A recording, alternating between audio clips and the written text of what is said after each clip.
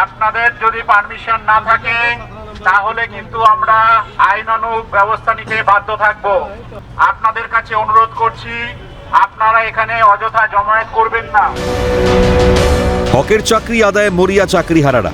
এসএসসির নয়া নিয়োগ বিধি প্রকাশ হলেও আন্দোলন থেকে সরতে নারাজ চাকরিহারাদের অর্ধনগ্ন মিছিল ঘিরে তুলকালাম। জমায়েতে নিষেধাজ্ঞা জারি করে পুলিশের তরফে চলে মাইকিং। দেখা হয় পথ চলতি মানুষের আই কার্ড, চেক করা হয় মোবাইল ফোন।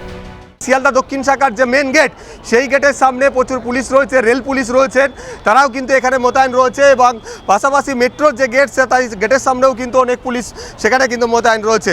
ফলে সেই জায়গা থেকে দাঁড়িয়ে কেউ যদি এই মিছিলে যোগ দেওয়ার জন্য এখান থেকে বেরোবেন তারপরেই কিন্তু তাদেরকে আটক করা হবে, সেই রকম প্রস্তুতি ইতিমধ্যেই কিন্তু পুলিশের তরফ থেকে নিয়ে রাখা হয়েছে। মহামিছিল শুরুর আগেই পুলিশের বাধার অভিযোগ। বেছে বেছে শিক্ষকদের তোলা হয় প্রেজেন্ট ভ্যানে, পাকড়াও একের পর এক।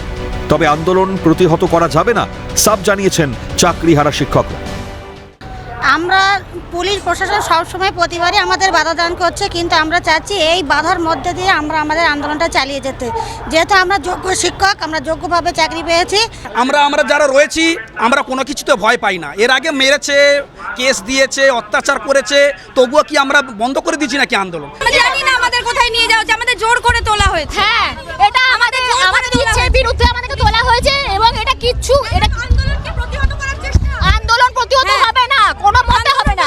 শিয়ালদা স্টেশনে নামছিলাম, তারপরে বাস টাস ধরার একটা প্ল্যান করছিলাম যে যাবো ওদিকে, তখন মানে শুধু চাকরিহারা শিক্ষক শুনে আপনাকে তুলে নিয়েছে। হ্যাঁ তাই তো দেখছি, আমি তো কিছু বুঝতে পারছি না ব্যাপারটা। শুক্রবার সকাল থেকেই পুলিশে ছয়লাভ গোটা শিয়ালদাহ চত্বর। ব্রিজে ওঠার মুখে মোতায়েন বিশাল পুলিশ বাহিনী। এদিনও অতি সক্রিয় হয়ে ওঠে পুলিশ।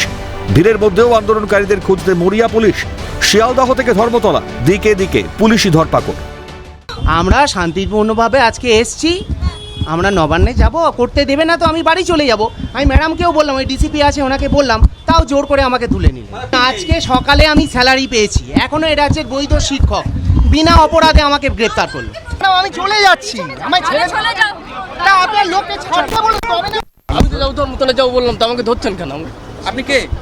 আমাকে ধরছেন কেন? আমি ধর্মতলা যাচ্ছি। না না না, আমি না বলছি তো। প্রতাপ রায়চৌধুরী একজন চাকরিহারা শিক্ষক। তিনি জানাচ্ছেন তিনি একা এসেছিলেন, কোনোভাবেই তিনি জমায়েত করেননি। তাকে ইতিমধ্যে আটক করা হলো, আটক করে প্রিজেন্ট ভ্যানে তোলা হলো এবং তিনি বলছেন তিনি মুখ্যমন্ত্রীর সঙ্গে দেখা করতে চান এবং সেক্ষেত্রে তাকে আটক করা হলো এবং প্রিজেন্ট ভ্যানে তোলা হলো। অর্থাৎ চাকরিহারা শিক্ষক শিক্ষিকারা এসে পৌঁছলেই তাদেরকে মূলত আটক করা হচ্ছে শিয়ালদা স্টেশন চত্বর থেকে এবং প্রিজেন্ট ভ্যানে তোলা হচ্ছে। মিছিল বা জমায়েতের কোনো অনুমতি না থাকায় আইনানুগ পদক্ষেপ দাবি পুলিশের। আমরা একটা খবর পেয়েছিলাম কি এখানে একটা জামায়াত হতে পারে আর এখান থেকে কোনো মুভমেন্টও হতে পারে, তো আমরা ওর জন্যই আমরা ওদেরকে ইনফর্ম করা হয়েছিল কি এখানে কোনো জামায়াতের কোনো পারমিশন নেই, কোনো মিছিল মুভমেন্টের কোনো পারমিশন নেই। এটা ওনাদেরকে ভালো করে বলা হয়েছিল, ইনফর্ম করা হয়েছিল। ইভেন দেন এখানে কিছু জন আসলো, তো ওটা ওর জন্যই লিগাল আইনগত যে অ্যাকশন আছে ওটা করা হয়েছে। পুলিশের মার খেয়েও পুনর্বহালের দাবিতে অনড়। যত দিন যাচ্ছে ততই বাড়ছে আন্দোলনের ঝাঁজ। তারা কি আদৌ স্কুলে ফিরতে পারবেন? হাতে তুলে নিতে পারবেন চক ডাস্টার?